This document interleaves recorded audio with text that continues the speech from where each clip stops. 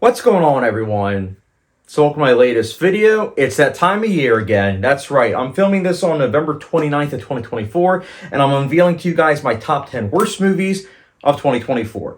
Now keep in mind, as of the filming of this video, I have seen 108 2024 films, which is quite a bit. And these are the movies that, in my opinion, are the worst of 2024. And it goes without saying, but I know I have to say it every year, is that this is a subjective list. This is not the end-all, be-all objective list where it's like, everybody agrees that these are the 10 worst movies of the year. No. This is my personal opinion in regards to the 10 worst movies of 2024. And that's what's great about film as an art form, is that it is subjective. So I'm looking forward to seeing what your list is looking like in the comment section down below. And also, please keep things civil in the comment section down below. And what I'm going to do is, the way this is going to work is I'm going to give 5 dishonorable mentions, and I'm going to be going from 10 to 1, with 1 being, in my opinion, the worst movie of 2024. So guys, enough exposition though. Let's get started. So, kicking things off with dishonorable mentions, we have Ghostbusters: Frozen Empire. I really didn't like this movie. This felt like a huge cash grab. I honestly think that given the actual content of the story, it could have been good, but unfortunately everything felt very lazy and soulless, and honestly watching it was quite depressing. And this is supposed to be an action comedy. So yeah, definitely missed the mark for me, and I really hope they don't make another Ghostbusters, but they probably will. Next up, we have Night Swim. This was a movie that I missed out in theaters, but did manage to catch on streaming. And I'm honestly glad that I missed it in theaters, because this was a snooze fest. I really like horror films, like, quite a bit. But here, this was a movie that it felt like it was a 10-minute idea extended to like 80 plus minutes. And what I hate about certain horror films is that if they have certain rules, they break them. And this film definitely broke those rules many times. It was a very disappointing movie, and one that I really didn't like. And that's why it's a dishonorable mention. Next up, we have Roadhouse with Jake Gyllenhaal. Jake Gyllenhaal is one of my favorite actors that's currently working. And here's the thing. I watched the original Roadhouse with Patrick Swayze earlier this year in preparation for this Roadhouse remake. And when I saw the original Roadhouse, I was like, you know what? This remake could be better, because the bar is quite low. Like, I thought the original was a mixed bag of a movie. But what happened was, I was watching Roadhouse the remake with a bunch of friends, and we all hated it. So much so that we decided to rewatch the original. And I'm not going to lie, watching this remake, the only good thing about it for me was that it made me appreciate the original so much more. Like, the original Roadhouse, you have where you see shots of the bar and it's like, oh my goodness, like, this is so rowdy, like, this is so violent, like, holy cow, he needs help. The first shot of the Roadhouse of the Jake Gyllenhaal one, guess what? You see the bar and it looks like a normal bar, and it's like, why is he needed here? So it also feels like a very Fast and Furious-esque movie. So I really didn't like this movie. And also, it has technology that it's attempting to utilize, and it really isn't there yet, unfortunately. So I really didn't like this movie. And yeah, it was pretty close to making my top 10 worst of the year list. But yeah, that's an dishonorable mention. Next up, we have Atlas, which is starring Jennifer Lopez, and it is on Netflix. And I keep giving Jennifer Lopez chances in terms of her movies, and every single time it's the same thing where I'm like, yikes, this was soulless. This was a CGI eye gouge fest where I'm like, oh, this is so disgusting to look at in regards to the visuals. Like, it's a visual effect heavy movie, and the visuals look like, ugh, disgusting. Same with the cinematography. Just a movie that I wanted to end around the halfway mark, and unfortunately, there was another half to go. So I didn't like Atlas, and that's why it's a dishonorable mention. And the last one, this was so close to making the list, we have The Strangers, Chapter 1. So, going into The Strangers Chapter 1, I was like, I really, for the life of me, do not remember the original The Strangers. But The Strangers Part 1 made it so that way while I was watching, I was like, oh yeah, this is like deja vu. Like, I all of a sudden started remembering things that I thought that I forgot about the original. And this is like a lesser version of the original. And the original, I already wasn't a fan of. So, I like the idea of doing like a Part 1, Part 2, Part 3 series and it coming out, you know, every couple months. But at the same time, this just isn't it. This is a movie that it feels soulless, and at the same time, it really didn't add anything new to the Strangers series. So I really didn't like it, and that's why it is a dishonorable mention. My last one, I should say. So kicking things off with the top 10, my number 10, we have Winnie the Pooh, Blood and Honey.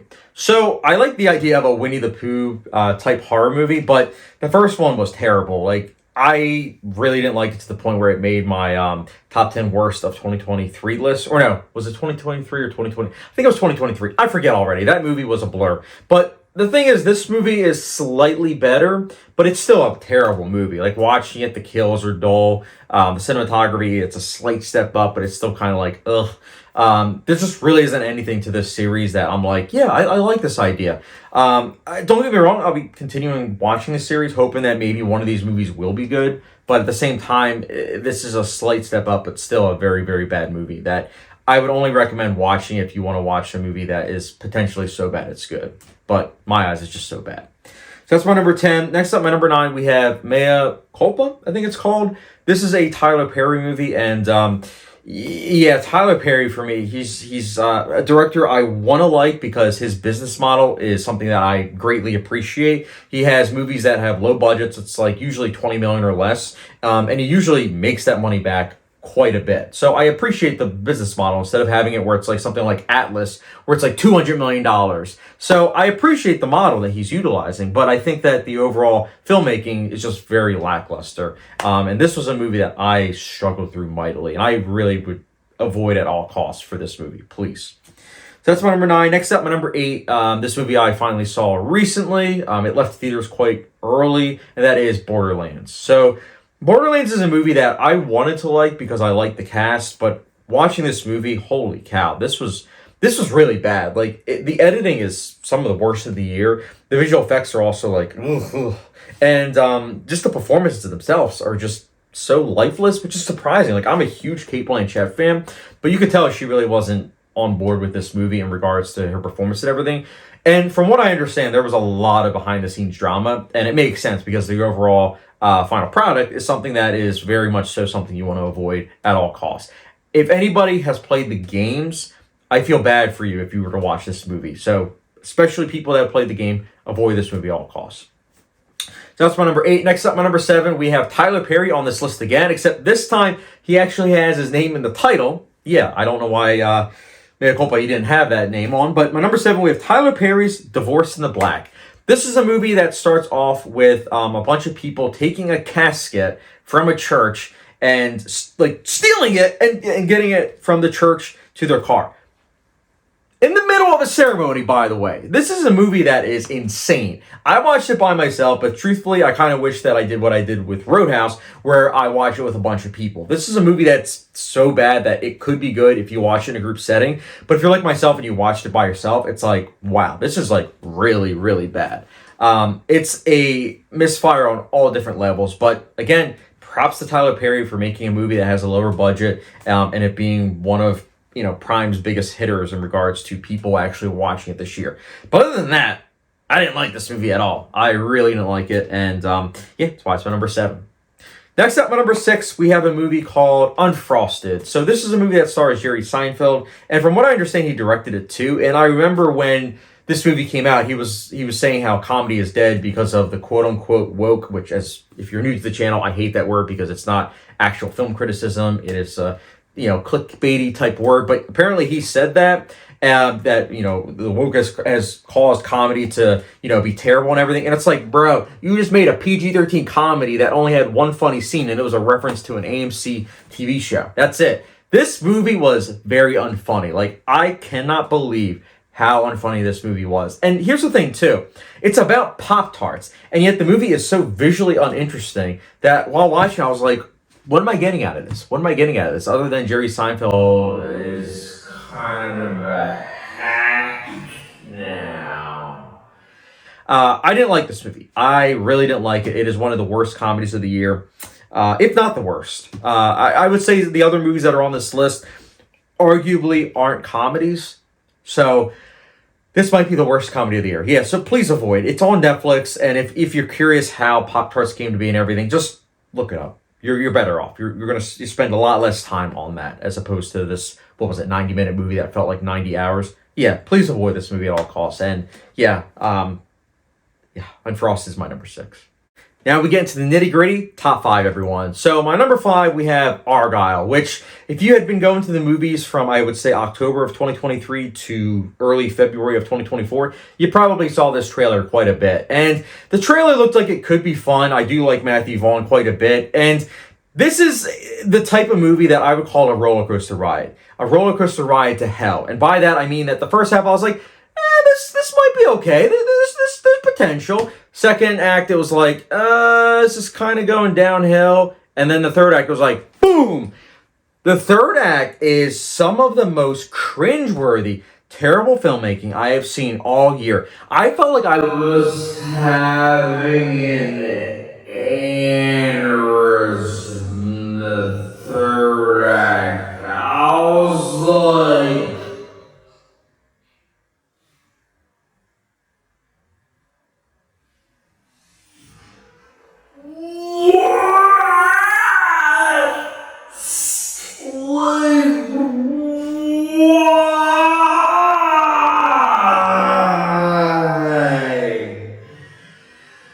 like, there are some of the most idiotic things that I have seen on screen all year. All I'm going to say is hockey. Yeah, there's a scene like that. There's also a scene that involves, like, gas and everything that is single-handedly one of the worst CGI-inducing scenes I've seen this year. I almost said ever, but I want to calm myself down here. This movie was absolutely terrible. I cannot believe this movie costed, what, $200 million? It did not look like it in the slightest.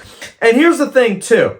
This is a movie that doesn't work even in regards to the action. The action scenes are actually quite bad, especially with how they're edited. The comedy falls flatter than a pancake every single time it's attempted. And just a movie that, again, made me feeling like I had a headache and an aneurysm at the same time in that third act. That third act is really bad.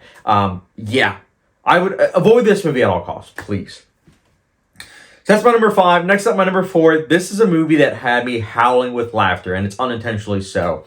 My number 4 is the movie Reagan, which stars Dennis Quaid, and it is, of course, about the life of Ronald Reagan. And it's a 2-hour and, I think, 21-minute movie, and it tries to crunch every single thing that's going on in his, went in his life while he was living. So it's one of those things where it feels overstuffed to the point of where it's laughable, but there are also so many cringeworthy scenes. Like, I think one of the best examples is that a pastor is talking about like communism, which, you should be talking about communism in the church, church and state, two different things. But anyways, he's talking about communism. And I kid you not, baby Ronald Reagan, he's probably like 12 years old. He takes off his glasses and he stands up as if to say, I can't take this anymore. I'm going to try to do something about communism. And it's like, oh my goodness, this is so bad.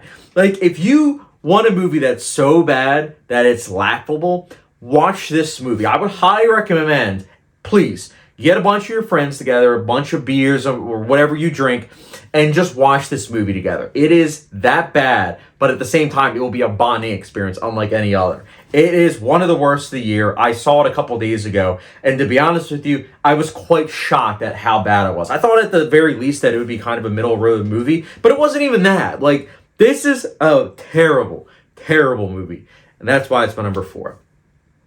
Next up at number 3, we have Madam Web. This is a movie that, for a little bit of context, I know a lot of people were going to the movies to see this with a bunch of people that also were expecting a so bad it's good type movie. That wasn't the case with me. A lot of my friends did not want to see this movie in theaters, and I don't blame them. So I went to the movies, and my theater, there was like, I would say 5 or 6 people spread throughout the theater, but they were really into the movie. Like, at the very end, they were clapping. So if they're really into the movie, I'm not about to like laugh out loud with certain scenes that I think are like so bad it's good. And that's just it, though. Because I was watching it and having to treat it as if it's a serious movie, I really didn't enjoy this movie. I think it is some of the worst filmmaking you'll see all year. The ADR was atrocious. The visual effects, the actual storytelling, the product placement, the waste of 4 really good actors, that was something that really also was like, huh? What are you doing here? Like, the movie doesn't justify its existence in the slightest. And the fact that it costs as much money as it does is something that is like, huh? Where did they spend the money on? On product placement? Like, what is going on here?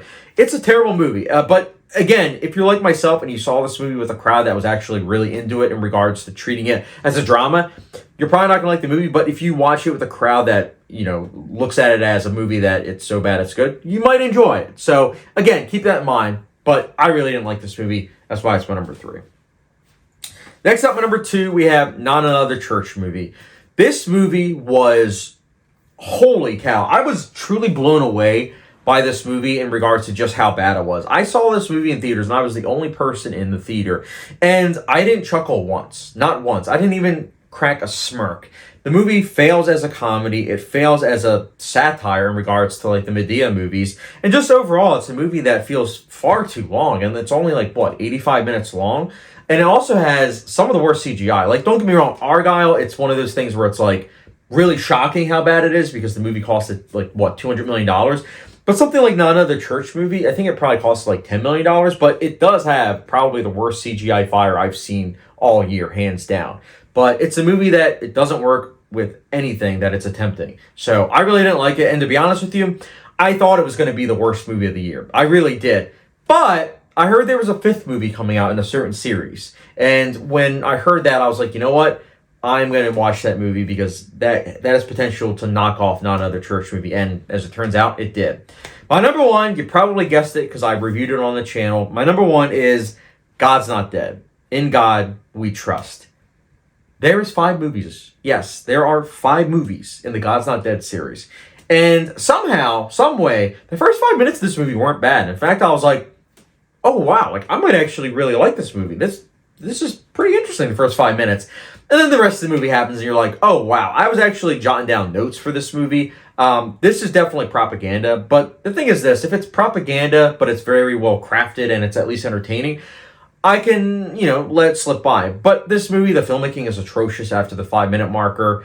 There's no entertainment value, at least for myself. Even the audience that I saw it with didn't really seem to be into the movie that much. It's a movie that really doesn't really justify its existence in this series. Although, to be honest with you, I don't think there should be 5 God's Not Dead movies. I don't even think there should be 1. It's a series that feels like a sermon that's hitting you over the head with a hammer. And then saying, you good, and it's like, bro, you hit me over the head with a hammer. Like, I'm not good, I'm bleeding out. So, this is a movie I would not recommend to anybody. I wouldn't even recommend to my worst enemy. This is a movie you want to avoid at all costs. But if there is a God's Not Dead 6, which I don't know how there will be at this point, because the 4th and 5th entry were both Fathom Event exclusives, meaning that it's very hard for them to get money because those tickets are a lot more expensive than your average ticket. So, they're really scraping for trying to get as much money as possible. So I don't know if they are going to make a 6th movie, but if they do, I will watch it because I do these top 10 worst lists every year. But other than that, again, avoid this series. So